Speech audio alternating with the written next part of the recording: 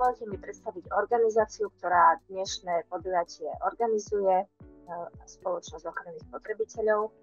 Spoločnosť bola založená v roku 2009 v Poprade. Je to nezávislá spotrebiteľská organizácia, ktorá od svojho vzniku sa aktívne podieľa na ochrane práv spotrebiteľov na Slovensku a je jednou z najvýznamnejších v tejto oblasti. SOS v skratke prevádzkuje 3 spotrebiteľské poradenské centrá v Bratislave, v Poprade a v Košiciach, kde poskytuje bezplatné poradenstvo pre spotrebiteľov, ktorí sa stretli s nekalými praktikami predajcov, či už problematickými reklamáciami alebo nejasnými podmienkami v zmluvách. Okrem poradenstva sa venujeme aj vzdelávaniu odborníkov, a to nie len v oblasti ochrany spotrebiteľských práv, ale aj v oblasti podpory malých a stredných podnikateľov. Programy ako Consumer Pro a Consumer Law Ready pomáhajú firmám lepšie pochopiť svoje povinnosti voči spotrebiteľom a predchádzať sporom. Dôležitou súčasťou činnosti SOS je aj príprava národnej legislatívy a implementácia európskych predpisov, čím prispieva k modernizácii právneho prostredia na ochranu spotrebiteľov. SOS sa zapája aj do medzinárodných projektov, napríklad do skupinových nákupov, ako je aj tento. Taktiež realizujeme mystery shopping, kde testujeme služby a produkty s cieľom zistiť ich reálnu kvalitu a dodržiavanie pravidiel. Medzi významné projekty patria tiež ClearHP, ClearX a STEP.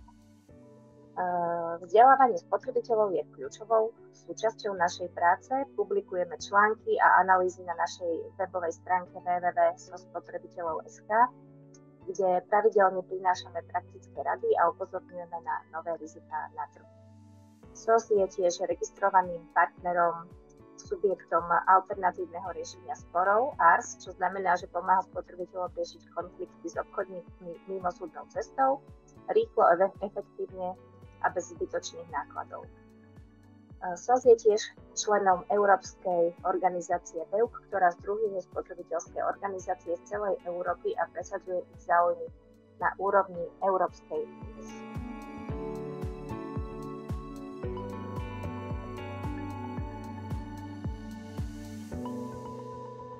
Čo sa týka našej asociácie, to je vlastne AVMI, alebo Asociácia výrobcov minerálnych izolácií, my združujeme najväčších výrobcov minerálnych izolácií na Slovensku, ako je Isover, Rockwool, Knauf Insulation a Ursa. Taktiež pomáhame pri tvorbe noriem alebo pri ich revízii, kontrolujeme kvality výrobkov na trhu, usporadujeme rôzne semináre a prednášky a taktiež aj poskytujeme poradenstvo ohľadom minerálnych izolácií. Na našej webovej stránke si viete nájsť množstvo zaujímavých článkov alebo aj tlačových správ, ktoré sa týkajú aj nejakých najnovších alebo najviac vyhľadávaných tém, ktoré súvisia s energiami, zatepľovaním alebo teplnými izoláciami. Takže poďme už k tomu podstatnému. Akú vlastne rolu hrá nejaké to zateplenie domu v súvislosti s inštaláciou tepelného čerpadla? Tu si treba uvedomiť to, že tepelné čerpadlo je pomerne sofistikovaný systém vytvárania tepelnej alebo chladovej energie, ak to tak môžem laicky povedať. A nie je to iba jednoduchý plynový kotol. Je veľmi dôležité to, ako to tepelné čerpadlo ako keby nadimenzujeme. A ono sa dimenzuje na tepelné straty toho daného objektu. Ja vám ukážem nejaké 3 scenáre, ktoré som si pre vás pripravil. A tým prvým bude, že máme nejaký starší rodinný dom, nejakých 90., 80., 90. rokov, ktorý má v pôvodnom stave nejakú spotrebu 18 kW, kedy vonku napríklad minus 15 stupňov Celzia. Vy sa rozhodnete, že tento dom chcete trošku zmodernizovať, ušetriť na nejakých energiách, tak si poviem, že idem vymeniť práve ten zdroj tepla. Reklamný boom, ale nie len, že reklamný boom, samozrejme aj tá technológia teplných čerpadiel je veľmi dobrá, tak si poviete, do toho investujem, kúpim si kvalitné teplné čerpadlo. Takže potrebujeme teplné čerpadlo, ktoré nám pokrie tie teplné straty 18 kW. Takým najbližším k tomuto potrebnému výkonu je nejaké teplné čerpadlo s výkonom 20 kW. To teplné čerpadlo nám za deň spotrebuje zhruba nejakých 35 kWh energie na deň pri nejakom veľkom zaťažení nejakých minus 15 stupňov Celzia. To by bol scenár 1. Scenár 2 je taký, ktorý obsahuje aj ten scenár 1. To znamená, že som si kúpil to tepelné čerpadlo, a mal som nezateplený dom, ale platím pomerne veľa za tú elektrínu, pretože mám spotrebu tých 35 kWh denne, tak si poviem, že idem znížiť tú spotrebu toho domu, tak si ho dodatočne zateplím. A znižím mu spotrebu tepla na vykurovanie možno na nejakých až 9 kW iba pri zaťažení minus 15 stupňov Celzia, pretože teoreticky, nielenže teoreticky, ale vysoko prakticky je to možné, ak máte nejaký starší dom, tak dokážeme ušetriť až 50% energií iba kvalitným alebo dobre vymysleným zateplením. S tým mi klesne samozrejme aj spotreba elektriny zhruba na nejakú tú polovicu, čiže 17 kWh na deň. Super, šetrím tú elektrickú energiu, platím menej. A ten tretí scenár je práve taký, že mám samozrejme ten pôvodný rodinný dom, ale najprv sa rozhodnem, že ten dom zateplím, znižím mu tú spotrebu tepla na tých 9 kW a až následne si poviem, a idem vymeniť aj ten zdroj tepla. A ten si už zvolím tak, že si ho nadimenzujem práve na tých 9 kW. Čo to presnejšie pre mňa znamená? Potrebujem tepelné čerpadlo, ktoré má menovitý výkon možno nejakých 10 kW, čiže polovičné tepelné čerpadlo. Ale stále budem mať spotrebu elektriny zhruba tých 17 kWh za deň. Podobne ako pri scenári číslo 2. Práve tým zateplením rodinných domov nejakých tých 80 90 rokov, ktoré sú také typické, momentálne ktoré do obnovy vstupujú asi najtypickejšie, tak ak použijeme zateplenie nejakých 160 mm buď minerálnej vlny alebo nejakého iného teplného izolantu a doteplíme strechu zhruba nejakých 300 mm, tak ušetríte viac ako 50% tepla na vykurovanie. Dokonca viac, nejakých 50, 60, dokonca aj 70, tak máte ešte nejaké staré okná.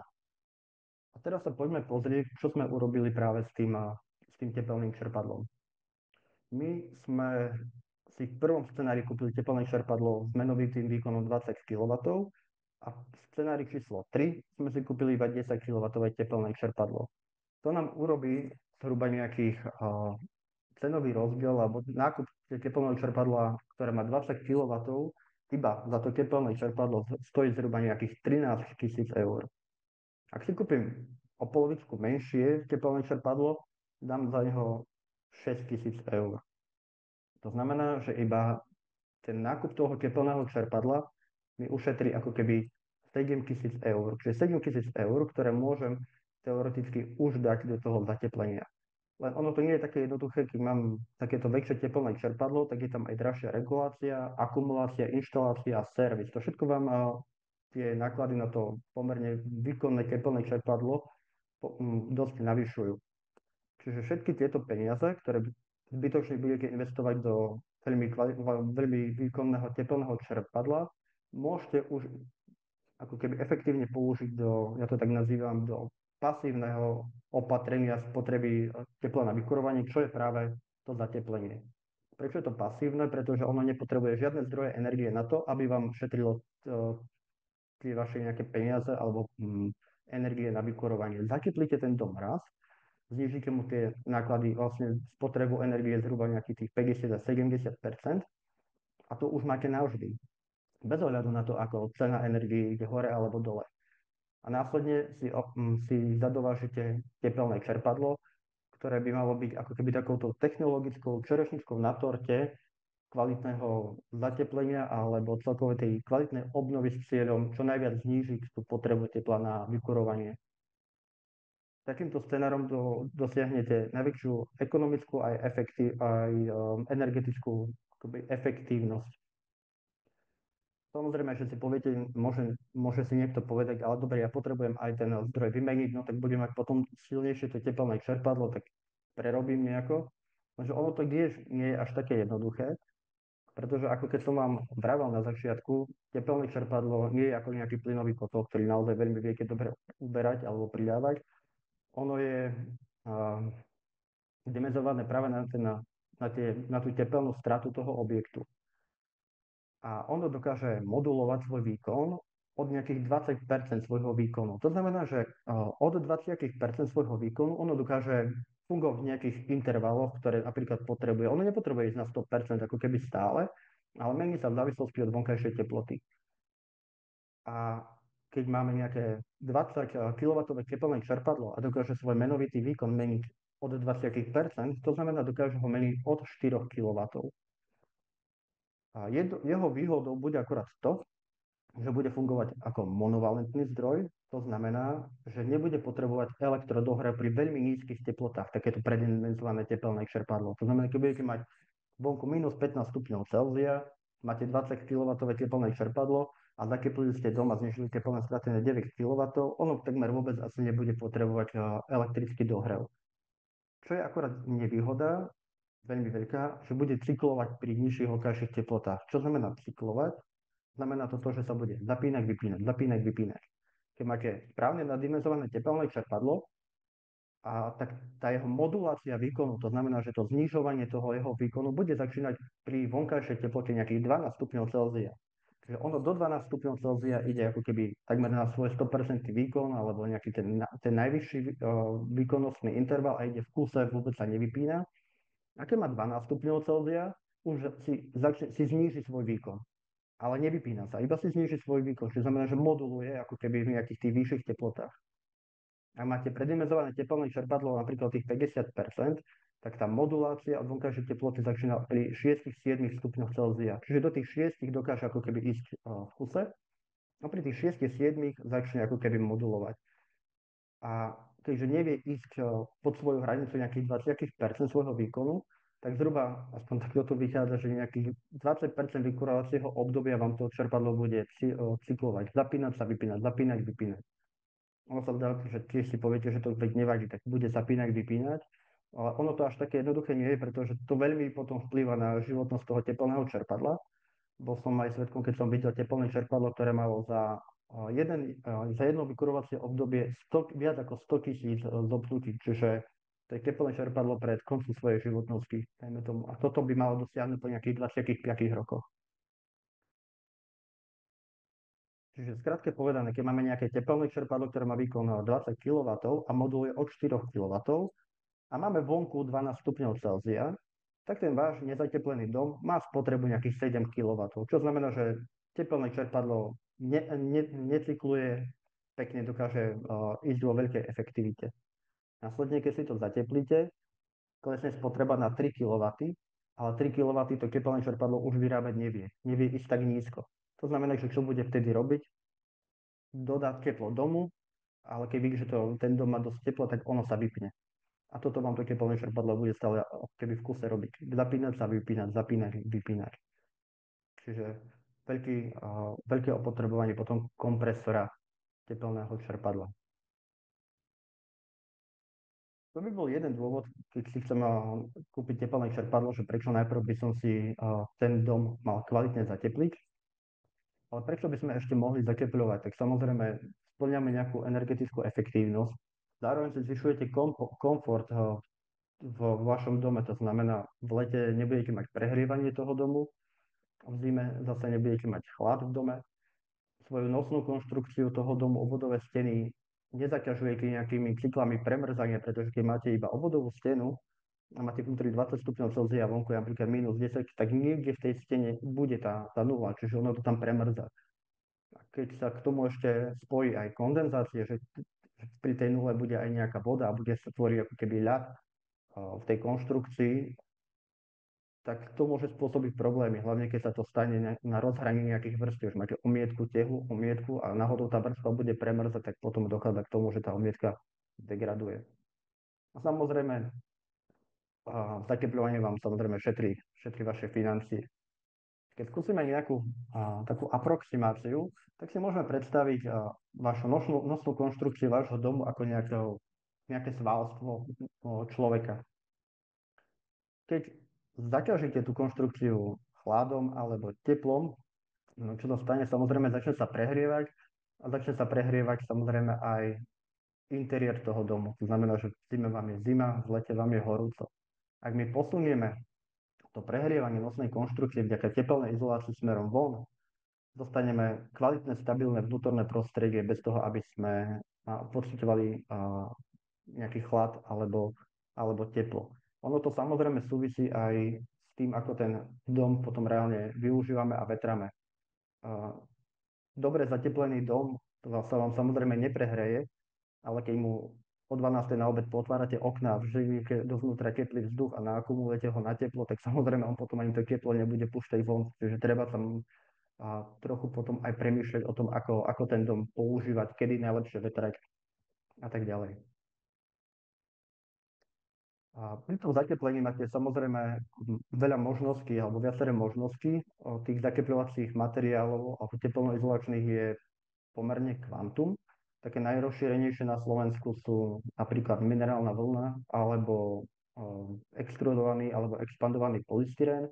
Dostáva sa tu už aj striekaná purpena, ktorá sa najčastejšie využíva práve v krovových konštrukciách, alebo aj fenolové dosky, ktoré sa používajú na obvodové steny, alebo pír dosky a tak ďalej. Čiže tých možností je už pomerne veľa. Každá z nich vám ponúka naozaj dobré a vysoko účinné zateplenie toho domu. Avšak keď idem zateplovať nejaký dom, nie je to iba o tom, že ja tam dám teplnú izoláciu a obmedzím alebo zmením iba ten to prúdenie tepla alebo celkové teplné straty. My vymeníte celú konštrukciu a zároveň aj tú budovu. Tým, že my zateplíme nejakú konštrukciu, tak to bude mať vplyv na jej vlhkostný režim, zmeníme jej nejaké akustické vlastnosti, požiarné vlastnosti tej konštrukcie, taktiež tie materiály majú niektoré vplyv aj na zdravie tých používateľov, niektoré majú vplyv na ekológiu, niektoré sú problematické pri inštalácii, alebo niektoré sa dokonca aj menia ako keby v čase. Preto keď idem zakepľovať, je to pomerne finančne náročná vec. Asi by som nikdy nevynechal z toho kroku kvalitného projektanta alebo odborníka, ktorý vám dokáže poradiť, ako zatepliť, čo prvé zatepliť, ako to vyladiť to zateplenie, aby ste z toho mali ten najväčší úžitok. Samozrejme, ak si rozhodnete samovolné nejaké to zateplenie, že si idem zatepliť napríklad iba podkrovie, tiež to konzultovať, je to samozrejme bez problémov robiť to aj svojpomocne pri niektorých typoch izolácií, ale treba dodržovať určité poradia vrstiev. Neskúsiť sa vydať tou nesprávnou cestou, že verím iba možno nejakému dodávateľovi a ten mi povie, že tento magický materiál dokáže úplne všetko a nepotrebujete nejaké súvrstvia, parazávrania a tak ďalej. Vždycky by som to s niekým kvalitným konzultoval, ak sa do toho až tak nevyznám. Výhodou práve minerálnych izolácií je to, že ak ju použijete na akékoľvek zateplenie, ktoré konštrukcie, ktoré nie je priamo v kontakte s nejakou vodou, napríklad sokel a tak ďalej, vy nezhoršíte ani jednu z týchto vymenovaných vlastností danej konštrukcie, pôvodnej konštrukcie. Pretože napríklad tá minerálna vlna je prirodzene paropriepustná, má nízky tzv. Faktor difúzneho odporu, to znamená, že vám z neho veľmi dobre tie vodné páry dokážu prejsť smerom von, nezdržiava to ako keby. Má veľmi dobré akustické vlastnosti, to znamená, že keď ju použijete v zatepľovacích systémoch, tak vám zvýši nejakú vzduchovú neprízvučnosť alebo v streche. Nehorí, takže nepotrebujete žiadne dodatočné požiarne úpravy. Taktiež nemá žiadny negatívny vplyv na zdravie toho používateľa, ak sa použijú za kvalitné materiály. Napríklad členovia asociácie podstupujú takú nezávislú a takú dobrovoľnú certifikáciu, ktorá sa nazýva OICEP alebo RAL. A ona hovorí o tom, že tie naozaj materiály sú zdraviu nezávadné. Taktiež je to ekologický materiál, keďže sa vyrába z kameňa, môžete ho aj recyklovať alebo skla. Viete to nainštalovať bez problémov aj sami, svojpomocne a lacno. A v čase vôbec ako keby nemení svoje vlastnosti z hľadiska tepelno-izolačných vlastností. Takže vlastne dôležitý aj taký ten vlhkostný režim tej konštrukcie, akože laicky sa hovorí, že tá konštrukcia lepšie dýcha a zniží sa vám tá relatívna vlhkosť v interiéri a je menšia pravdepodobnosť, že vám bude mať nejakú kondenzáciu alebo vodných pár na vnútorných povrchoch vašich stien. Tým pádom si eliminujete aj nejakú tvorbu nejakých plesní. Avšak to je samozrejme možné dosieliť aj inými tepelnoizolačnými materiálmi, akurát treba už dbať trochu viac detailnejšie na riešenie práve nejakých tých tepelných mostov, aby sme to tam napríklad nedali tie izolácie málo, pretože vy keď si predstavíte, že tá pára sa vám tlačí smerom von a ťažko ide cez nejakú tú tehlu a ešte sa tam cez tú tehlu ide nie až tak veľmi ťažko a teraz sa dostane na nejakú tepelnú izoláciu, ktorá ju tam ako keby zadrží a tá izolácia je ešte niekde podchladená, lebo samozrejme v nej bude nejaký ten bod mrazu, tak potom pravdepodobne bude dochádzať ku kondenzácii v tej tepelnej izolácii. Keď zvyšujete ten difúzny odpor smerom von, tak práve nahrávate tomu, že môže dôjsť ku kondenzácii v tej tepelnej izolácii alebo niekde v tej konštrukcii a tu závisí potom od hrúbky tej tepelnej izolácii. Pri tej minerálnej vlne k týmto, ja vám nehovorím, že úplne, že nedochádza, ale je to menej náchylné práve aby k tomu dochádzalo, pretože keď sa tá para tlačí ako keby von cez tú konštrukciu obvodovej steny a potom prejde už do tej pomerne málo bariérovej tepelnej izolácie, podobe minerálnej izolácie, tak ňou pekne prefúči ako keby von. To si môžete predstaviť tiež ako nejakého človeka, alebo keď si idete zabehať smerom niekde, trocha sa samozrejme spotíte a keď na sebe máte nejaké oblečenie, ktoré vám neprepúšťa vodnú baru, tak ste samozrejme pod tým oblečením celý mokrý a keď máte niečo, čo vám fajne ľuftuje, tak je to bezproblémové. To je taká celkom dobrá aproximácia. Keď si zoberiete napríklad na behanie nejaké bavlnené tričko, ktoré má iba nejakú potlač, napríklad na hrudníku alebo na chrbte, tak môžete pekne potom sledovať to miesto toho potenia presne v mieste tej danej potlače. Veľký dôraz pri tom zatepľovaní treba dávať samozrejme aj na požiar a požiarovú bezpečnosť tých stavieb, ktoré ideme zatepľovať. To je naozaj vec, ktorú netreba nikdy podceniť, pretože to má vplyv aj na poistné udalosti a veľmi často aj celkovo na povoľovanie toho zateplenia. Či to pôjde cez stavebné povolenie, ohlásenie tej stavby, alebo to môžete urobiť bez všetkého. Keď si predstavíte, že máte nejaké dva nezateplené domy, ktoré sú vzájomne od seba 2 metre, čo sa bežne niekedy aj stavalo, tak tie dva domy, dajme tomu, že sú bez akéhokoľvek požiarného rizika, hej, sú nezateplené. Ak následne jeden z tých domov zateplíte tou horľavou tepelnou izoláciou, tak sa môže stať to, že ten dom, ten susedný objekt v prípade požiaru fasády tohto vášho zatepleného domu bude v požiarne nebezpečnom priestore. To znamená, že ten váš zateplený dom môže požiarne ohroziť vedľajší stojací dom. A takéto ohrozenie samozrejme nepripustné, musí byť vždycky nejako riešené a analyzované napríklad projektantom požiarnej ochrany. Samozrejme, že je možné niečo takéto urobiť, ale je tam samozrejme jedno veľké ale, to znamená, že váš sused potom bude musieť urobiť množstvo nejakých opatrení, ako je napríklad výmena okna za protipožiarne okno alebo zamurovanie nejakého otvoru. Ak tam má napríklad z tejto strany, ktorá je v tom požiarne nebezpečnom priestore, východ z tej budovy a iba jediný ten východ, tak to ani nie je možné urobiť. A veľa úradov ani nedovolí v prípade toho, že susedný objekt sa nachádza v požiarne nebezpečnom priestore iného objektu, tak to ani nepovolí takúto inštaláciu zateplenia. To isté sa môže stať aj pri strechách, keď sa zateplia teplnou izoláciou triedy reakcie na oheň E, čo je veľmi horľavá izolácia. V závislosti zase od nejakej tej geometrie a tvaru strechy sa môže, buď sa nestane samozrejme nič, ako napríklad v tomto prípade, ale keď my zmeníme trošku tvar strechy alebo toho domu, už tá strecha môže ovplyvniť strechu vášho suseda, čiže znova máme nejaké to požiarne riziko alebo požiarne nebezpečný priestor. Aj to je možné samozrejme urobiť, ale znova ten sused musí robiť kopu protipožiarnych opatrení, ako je nejaké podbytie nehoriavé, alebo bude musieť urobiť, nesmú tam byť v dosahu toho požiaru žiadne kroky. Je to pomerne komplikovaná vec, ktorú samozrejme projektant požiarnej ochrany by vám vedel zanalizovať a povedať, či je to vôbec reálne alebo nie. Takto zatepliť.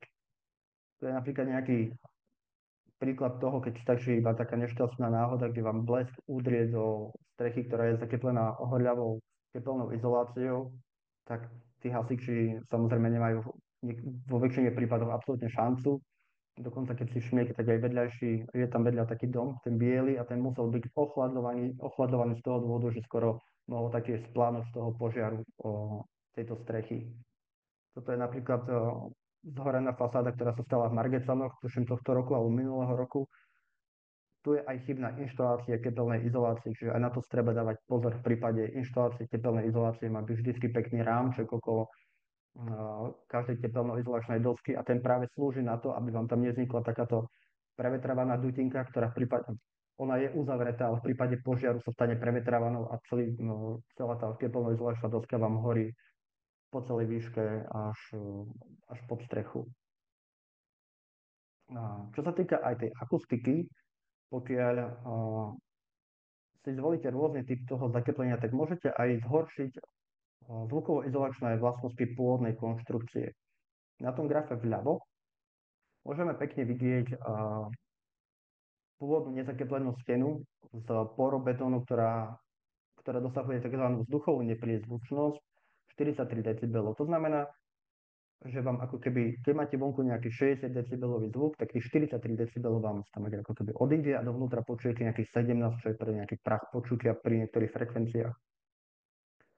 Ak ju zateplíte napríklad 100 mm EPS polystyrénu, tak tú vzduchovú nepriezvučnosť trošku zvýšite, vlastne trochu znižite, ak použijete minerálnu voľnu, tak ju zvýšite. To závisí samozrejme aj od hrúbky a celkovej skladby tej steny. Ale v prípade napríklad minerálnych izolácií sa ten index vzduchovej nepriezvučnosti vždy navyšuje. A to isté aj pri plnej pálenej tehle, kde akorát môže pri tých 100 mm dojsť k nejakej rezonancii, kde to trošku klesne, ale väčšinou vždy vám to buď to nechá tú pôvodnú úroveň tej vzduchovej neprizvučnosti, alebo vám trošku stupne pri použití tej minerálnej izolácie. Horšie je to pri strechách, pretože ak strechu zateplíte napríklad minerálnou izoláciou, tak dosahujete jej vzduchovú neprizvučnosť nejakých 47 decibelov. Ak použijete napríklad strikanú purpenu, zniží sa jej neprizvučnosť na 32 decibelov, a to je spôsobené tým, že vlastne tá purpena sa nalepí na tie krokvy a funguje tá celá strecha ako nejaká membrána, ktorá vám bude ten zvuk pekne krásne pomáhať tomu prieniku dovnútra a rozkmitá ho. A vy potom môžete spadnúť do nejakého pásma tej hygienickej ochrany, kde nebude tá strecha vyhovovať požiadavkám na minimálnu akustickú izoláciu. To, ako keby, ako my projektanti pracujeme s nejakými takýmito intervalmi vonkajšieho ako keby hluku, a na základe toho my navrhujeme nejakú tú ochranu, ktorú by mala mať nejaká tá strešná konštrukcia, aby ste to dovnútra nepočuli. Ak použijete minerálnu izoláciu, tak vidíte, že vyhovujete pri takmer každý interval, dokonca od 70 do 75 decibelov, ale keď použijete napríklad striekanú purpenu, tak končíte v intervale 55 až 60 decibelov, čo je akože bežná nejaká cesta tretej triedy. Ako som vravel, tak aj tá zdravotná nezávadnosť je pomerne diskutovanou témou, a všetci tí výrobcovia, ktorí sú členmi asociácie výrobcov minerálnych izolácií, podstupujú tú certifikáciu OECD, čo vlastne ten nezávislý certifikačný orgán, a ten vyníma tie vlákna, ktoré sú použité v tejto teplnej izolácie z nejakej kategorizácie, že sú zdraviu nebezpečné. Chcel by som vás upozorniť práve na túto aj značku, ktorú ste si mohli všímať potom, ak si budete zakupovať tieto izolácie, aby ste vedeli, že si kupujete naozaj dobrý, kvalitný a zdravotne nezávadný materiál.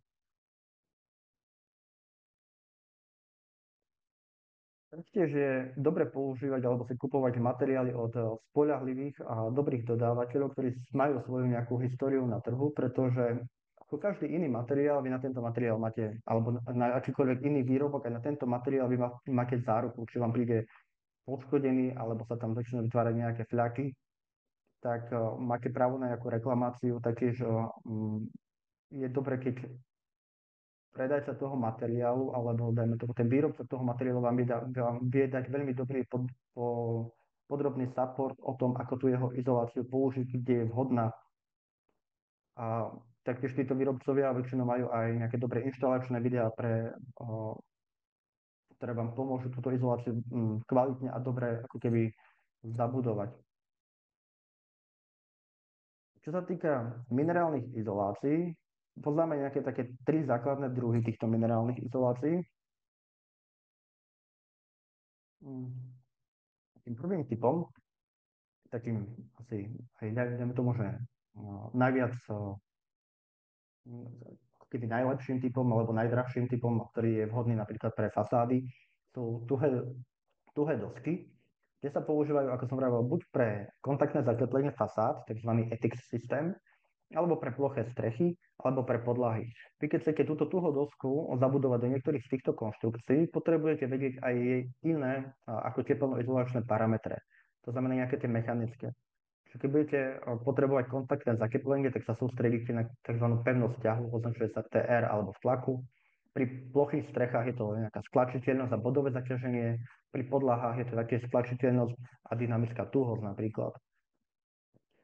Druhým typom týchto výrobkov sú rúna alebo rohože, to poznáte také pekne zabalené, pekne v rolke, potom to rozbalíte, sa vám to nafúkne ako nejaký matrac. Používa sa to tam, kde to nie je ako keby tá izolácia nie je zaťažovaná, tlačená, ťahaná alebo nejak ináč namáhaná okrem tepelnej izolácie. A to je napríklad medzikroková izolácia alebo voľne uložená izolácia napríklad na povale, alebo v prípade drevostavie sú to dukinové steny. Takým tretím typom, asi menej, alebo najmenej známym je fúkaná izolácia. Tu si treba dať veľký pozor na to, že to nie je striekaná izolácia. To fúkaná izolácia sú voľné minerálne vlákna, pekne ako keby nafúkané. Je to voľne uložená izolácia, vhodná napríklad tiež nejaké povalové stropy alebo dukinové steny. A jej výhoda je napríklad aj v tom, keď máte zložitý krov, napríklad väzníkový krov, kde sa tu pomerne zložito vyrezávajú tie rúna, tak sa to pekne nafúka. Kedykoľvek to môžete znova povysávať a znova ako keby nafúkať na to isté miesto. Takže prečo práve tá minerálna izolácia pri tom zateplení, ona vám ponúka nejakých tých 7 výhod oproti tým iným teplným izoláciám. Samozrejme, vysoká teplná izolačná schopnosť to majú takmer všetky tie teplné izolácie, ale má dobrú tvarovú stabilitu, zvukovú izolačnú schopnosť nehorí, je paropriepustná, odolná je voči škodcom a ekologická. A nie je zdravotne závadná. Ďakujeme za pozornosť. Do mňa by to bolo všetko. Ďakujem, pán Zolem, za túto zaujímavú prezentáciu. Teraz v rámci programu vám poviem ešte niečo o mechanizme nášho skupinového nákupu a potom prejdeme k vašim otázkam, ktoré môžete buď písať do chatu, alebo teda sa môžete klasickým spôsobom prihlásiť a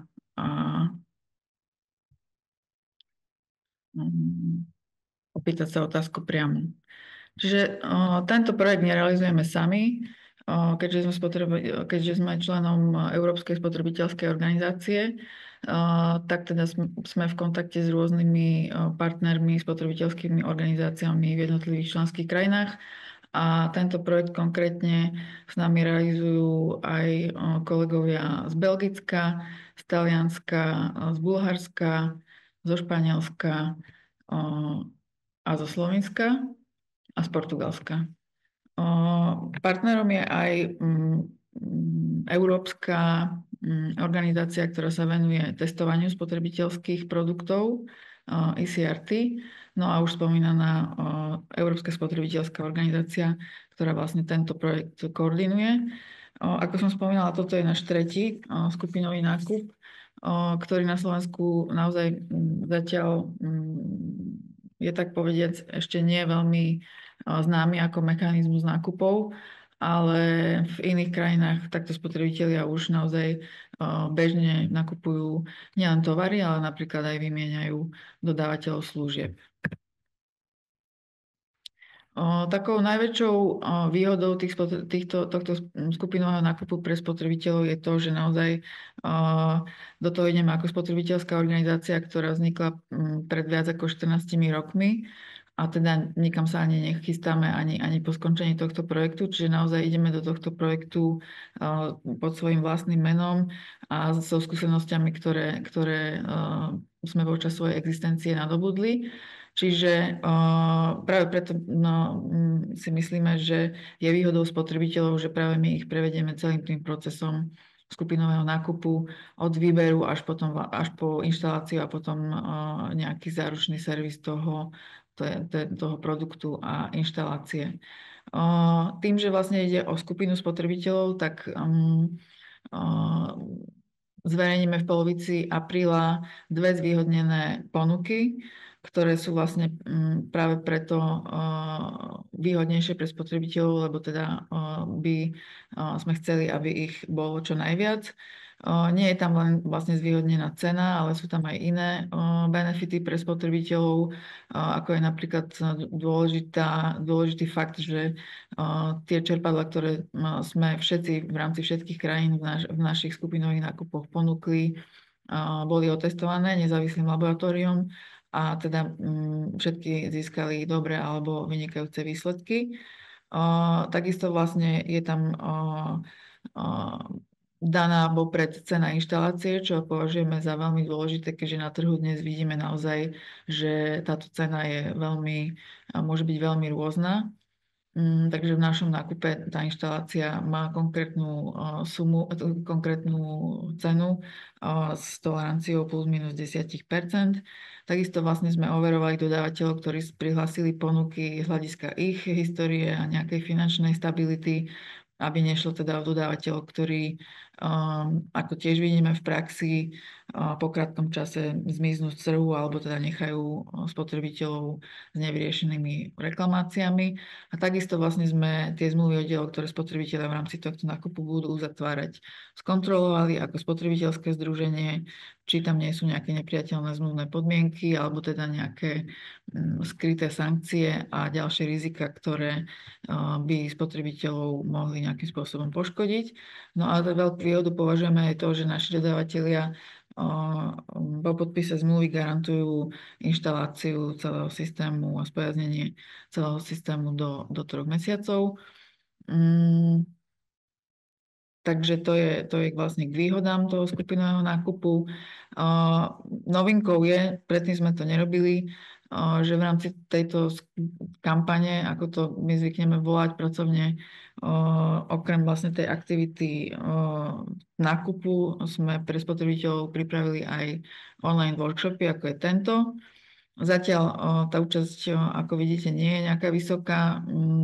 Uvidíme, či sa to zlepší. Naši kolegovia v zahraničí naozaj mali stovky spotrebiteľov na takýchto workshopoch, takže uvidíme, či o to prejavia záujem aj slovenskí spotrebitelia.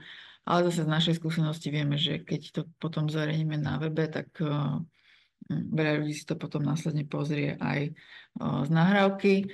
Čiže toto je druhý workshop. Na budúci týždeň 10. apríla v rovnakom čase máme pripravený workshop, ktorý sa zameria na financovanie investície do tepelného čerpadla a takisto vám tam povieme účastníkom informácie a závery z nášho mystery shoppingu energetických certifikátov, ktoré si tiež myslíme, že s touto problematikou veľmi úzko súvisia. Potom vlastne po Veľkej noci máme pripravené ešte 2 workshopy. Jeden je zameraný na efektívnu prevádzku a údržbu tepelných čerpadiel, kde by sme chceli účastníkom priniesť praktické informácie, ako sa vlastne zjednodušene povedané o svoje čerpadlo starať, aby im čo najdlhšie vydržalo v perfektnej kondícii. No a potom posledný workshop sme zamerali trochu všeobecnejšie. Je vlastne pre domácnosti, ako ušetriť bez nejakých veľkých investícií doma energiu a peniaze. Následne vlastne tieto workshopy ešte potom pravdepodobne budeme opakovať, takže potom budeme verejnosť informovať aj o ďalšom postupe. No a tiež zaujímavou takou sprievodnou aktivitou v rámci tohto projektu je online kalkulačka. Tá je vlastne na našej webovej stránke, ktorá spotrebiteľom veľmi rýchlo po zadaní konkrétnych údajov o ich dome jednak im povie, či je vôbec tepelné čerpadlo pre nich vhodné a potom následne vyráta náklady, ročné náklady prevádzky tepelného čerpadla v tom dome a takisto koľko tón CO2 tento rodinný dom inštaláciou alebo teda používaním tepelného čerpadla ušetrí. Čiže to je z mojej strany všetko. Aj v ďalších dňoch budeme sa snažiť kampaňovať. Plánujeme aj fyzickú túr po rôznych mestách a obciach, hlavne kde nie je plyn, aby sme teda získali čo najviac registrovaných spotrebiteľov a teda aby bola táto naša akcia čo najúspešnejšia. No a v tejto chvíli už odozdávam slovo vám, našim účastníkom, ak by ste mali otázky jednak k tomu procesu skupinového nákupu, ale predovšetkým k tomu, čo odznelo v prezentácii pána Zelema. Nech sa páči, píšte ich do chatu, alebo teda sa spýtajte priamo. Ďakujem.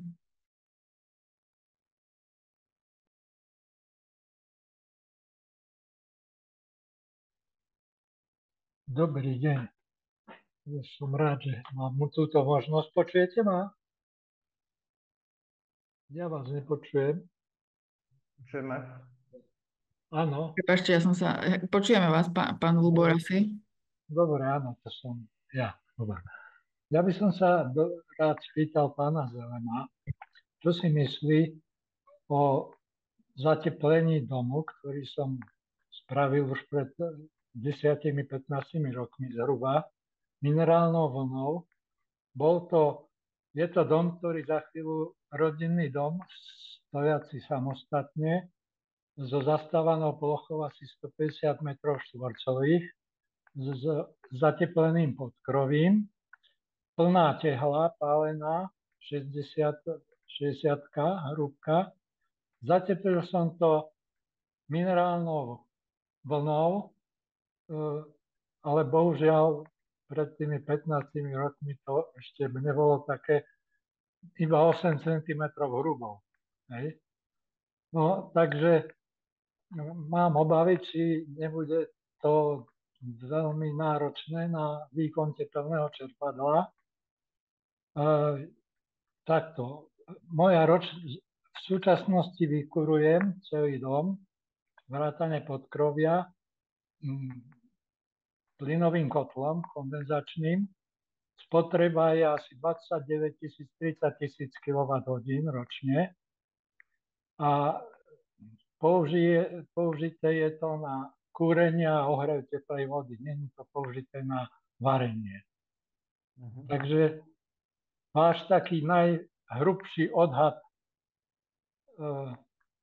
výkonu tepelného čerpadla.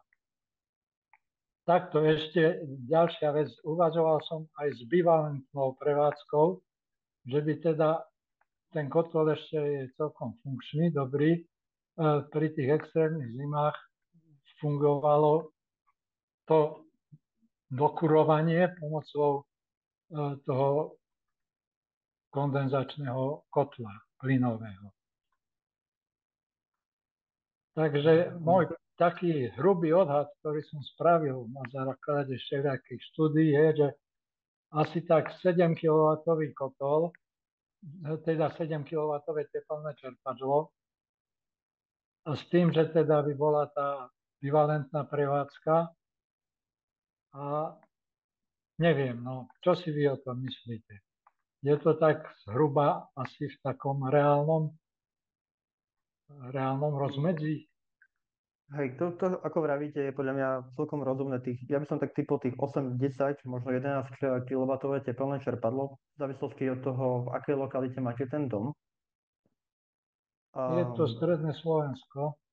Stredné Slovensko, nejakých minus 12 stupňov Celzia, čiže nejaké to 9 až 11 kW teplné čerpadlo by vám teoreticky mohlo postačovať. Z môjho pohľadu by som minimálne doteplil asi to podkrovie, pretože čo tak počúvam, tak máte vlastne 150 m2 zastávanú plochu, čiže obytná plocha bude možno nejakých tých 250-300 m2. No, 150 prízemie a 75 podkrovie. Je tam zateplenie medzikrokvové plus ešte hrubšie asi na 20-25 cm z toho rúna minerálneho. Čiže máte medzi krokvami a ešte pod krokvami niečo. Hej. A okná sú aké staré? Okná sú plastové, staré sú asi 25 rokov, ale sú ako bez problémov, v poriadku. Hej. Nejaké tesnenie som tam vymienial pred 2-3 rokmi a myslím si, že to je úplne v pohode. No, sú tam iba dvojsklá, samozrejme. No, tak bohužiaľ, keby boli trojsklá, bolo by to lepšie. Možno by som sa skúsil informovať práve u oknárov, či by bolo možné, ak by ste do nejakej tej zlepšenia tej obálky chceli ísť, či by bolo možné zateplenie, vlastne výmena dvojskla za trojskla, možno ten rám to zniesie, keď dáte menšiu zasklevaciu lištu, teraz sú pomerne úzke, čiže možno vyjde aj to trojsklo. 25-ročné okno už bohužiaľ nebude mať tie teplno-izolačné vlastnosti, ktoré malo pred tými 25 rokmi, pretože tam No, je tam to až toho nejaký vzácneho plynu. štvorkomórkový systém, myslím. Toho rámu by som sa tak nebal, lebo ten rám je pravdepodobne aj preteplený ešte, ale to zasklenie už asi bude mať po svojej životnosti. Ten vzácny plyn, ktorý je v tom medzi zasklení, pravdepodobne tam už ani nebude.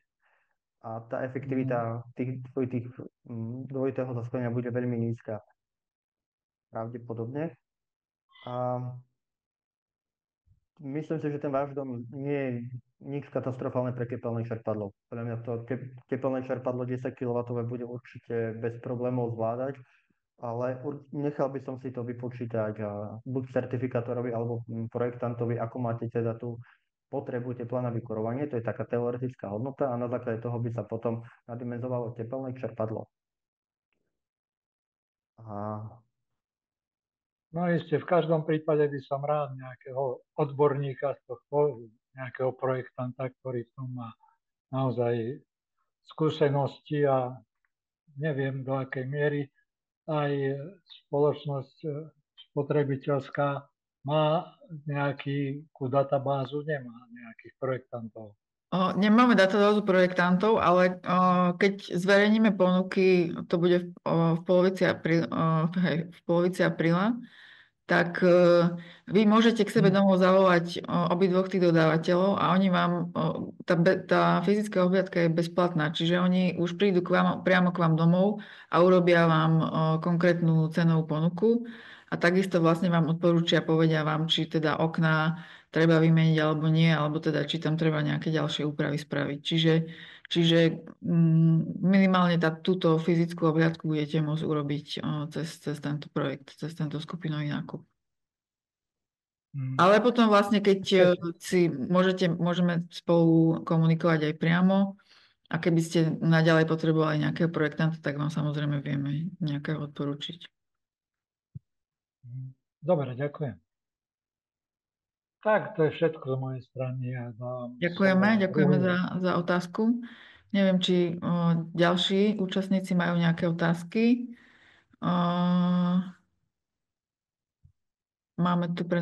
Bude aj prezentácia o typoch tepelných čerpadiel, výhodách a nevýhodách jednotlivých typov. Áno, to by sme mali vlastne mať v tej ďalšej prezentácii, ktorá bude po Veľkej noci. Dobrý deň, môžeme otázku? Áno, nech sa páči. Dobre, dúfam, že sa počujeme. Ešte raz veľká vďaka za túto aktivitu. Ja to veľmi, veľmi kvitujem, pretože presne toto mi príde ako veľmi, veľmi užitočná záležitosť. Takže veľká vďaka aj za obsahovo veľmi, veľmi dobré prezentácie. Ja som bol aj na tej predchádzajúcej, aj na tejto. Veľmi, veľmi veľká vďaka.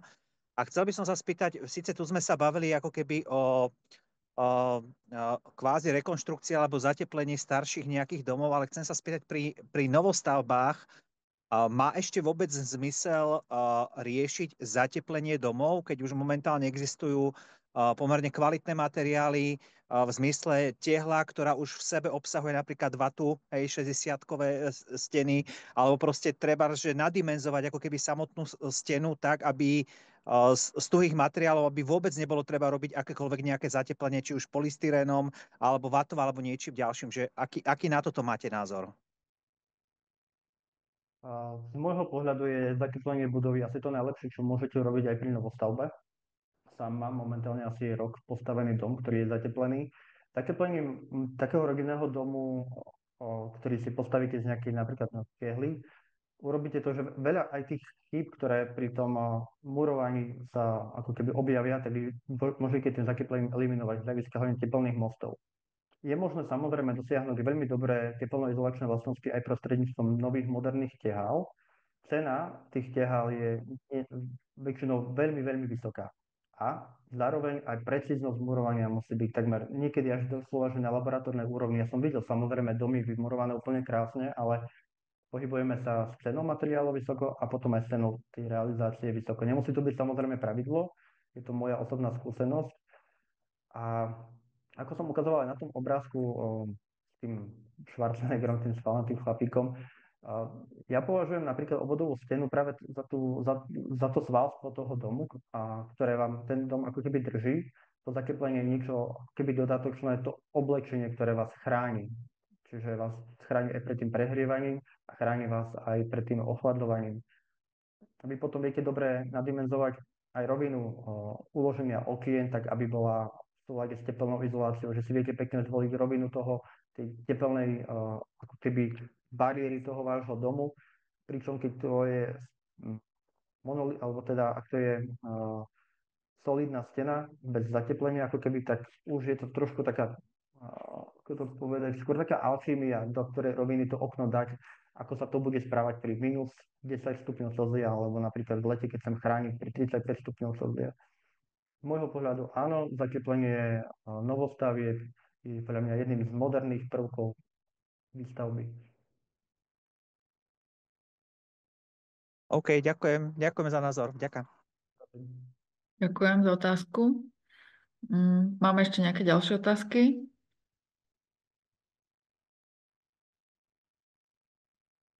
Ja by som možno ešte mala otázku tiež. Ako zistím, v akom stave mám v podstate na svojom dome izoláciu? Podľa čoho sú tam nejaké znaky? Ja neviem, že mám nejaké tepelné straty, alebo ako zistím, že už potrebujem niečo vymeniť? Ďakujem. Tým najdôležitejším hľadiskom je asi to časové obdobie. Samozrejme, ako sme tu počuli pána Libora, napríklad keď zateploval pred 15 rokmi, bolo to 8 cm, čo to nie je až taká hrozne malá hrúbka. Ale ak pociťujeme doma, že samozrejme platíme veľa, aj kúrime veľa a nemáme dobrý teplný komfort, tak je asi zateplenie dosť ako teda nedostatočné, alebo môže byť s nimi nejaký problém. Veľmi často vám môže pomôcť napríklad termovízia vášho domu počas leta alebo zimy, teda ak chladíte, teda aj počas leta. Ale samozrejme počas zimy pekne uvidíte aj všetky tie teplné mosty, ktoré sa na dome môžu vyskytovať. A taktiež vlastne môže pomôcť aj nejaký projektant alebo súdny znalec v odbore stavebnej fyziky, že vám odoberie vzorku, robí sondu, aká je hrúbka tej teplnej izolácie a v akom je stave. Dnes už máme aj nové možnosti dvojitého zateplenia, to znamená zateplenie na zateplenie, ktoré sa dá realizovať, čiže je to aj ekologicky, aj ekonomicky vhodná cesta napríklad. Pri rodinných domov by som sa ich vôbec nebal.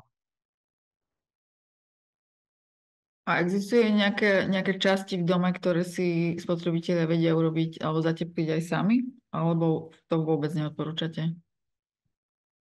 Práve, že pri použití týchto napríklad minerálnej izolácie je to bez problémov zateplenie medzikrokvové, pôjď, povala kde sa dá použiť aj samozrejme aj fúkaná izolácia, ktorú si už samozrejme nevedia urobiť ako keby svojpomocne, ale svojpomocne bez problémov s tým rúnom. Zateplovanie fasád je trošku taká tiež čerešnička na torte toho zateplovania. Treba to urobiť dobre a treba aj dobre vymyslieť jednotlivé detaily, ako budú realizované. A treba tam aj šikovné ruky. Čiže naozaj spoľahnúť sa na to, že máte aj dobrého projektanta, napríklad na to zateplenie, čo sa väčšinou ani nerobí nejaký projekt podrobný zateplenia, ktorý vám vyrieši aj detaily napojenia rohov, stykovania tých kepelných izolácií, aby ste tam mali naozaj správne to previazanie tej kepelnej izolácie, ale aj napojenie kepelnej izolácie na okno môže byť dosť problematický detail, ďalej následne inštalácia okapu a tak ďalej. Čiže toto by som už asi nechal na odborníkov. Ďakujem. V tejto chvíli vám veľmi pekne ďakujem. Jednak za to, že ste si našli čas a prišli ste si vypočuť nášho dnešného veľmi zaujímavého lektora. A jednak aj ďakujem pánovi Zelemovi, že si pripravil takú veľmi zaujímavú prezentáciu. No a v tejto chvíli sme na konci nášho dnešného workshopu. Ako som povedala, budeme radi, keď prídete aj o týždeň a tešíme sa teda do skorého videnia. Pekný podvečer alebo teda večer ešte. Dovidenia. Pekný večer, majte sa.